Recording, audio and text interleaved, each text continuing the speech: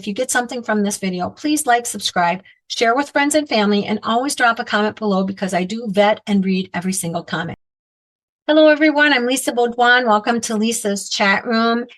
So I just want to sit back for a minute and share with you how I taught my granddaughter about time.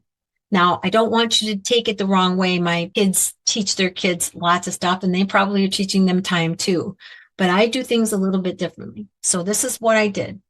I took printouts and I literally started with the universe with my granddaughter. And I said, here is the universe as we know it. And these are all galaxies. And I said, here's some galaxies around us. Here's the Milky Way. Here's Andromeda. Then I turned the page and I said, here's our solar system. And all these planets are moving around the sun. It's called an orbit. And they're all turning as they orbit around the sun. They turn and orbit. And then what I did was I took the final picture of the sun, the earth, and the moon. And I said, here on earth, we have a moon that goes around and around and around us. And then we turn and we go around the sun. And when we go around the sun, when we face noon or midnight, what happens is we have 12 hours to the next time. And each one of those blocks is 12 hours. Now that means 12 and 12 is 24. But looking at the 12 hours, you can divide those 12 hours into hours or minutes. So each hour is 60 minutes. Each minute is 60 seconds. And I stopped there for a minute and let her absorb that. So what did I do? I was pulling her in way back here, just like when you use the wiggling the thumb research method. Totally like that. And then from there, what I did was I sat her and my grandson, who's a little too small to understand this yet, but he still had fun. I sat them in front of my regular clock that has a second hand that goes around. And I said, now from 12 to 12, you're going to watch that second hand go around and you're going to see the minute hand really move. And so then I said, okay, we're going to watch.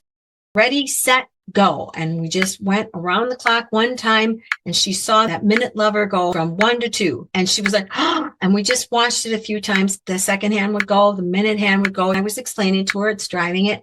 And I said, now notice the hour hand. It's actually going, but just a little bit.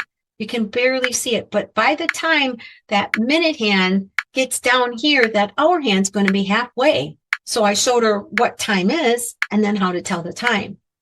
Now from there, recently what I've been doing is I've been using the stopwatch and the timer with her. I use the stopwatch when she's doing, I call it homework at my house. They each have their little workbooks and I have ABCs, I have cursive. She's doing numbers and adding and subtracting and things like that. So we put the stopwatch on and it will show her the hours, the minutes, and the seconds of how long she's taken to do something. We put the timer on when she's waiting for her parents to come home after I picked her up from school. So she sees the hours and the minutes and the seconds of time going backwards. So I'm having her go way out here in the universe. And then she's honing in, honing in, honing in, honing in, honing in, honing in, and getting to time, analog time. And then she can equate the analog time with the digital time. And the reason I did that is because I thought to myself, when I was young, we didn't have digital time. We just had old-fashioned clocks with second hands. Now, sometimes there's no second hand on there, so you don't know. You just have to know this. And then also, too, the digital. How did I learn digital? Well, I had already known all about time, where it's got to be pretty tough for a child to learn all of that, the analog and the digital at the same time.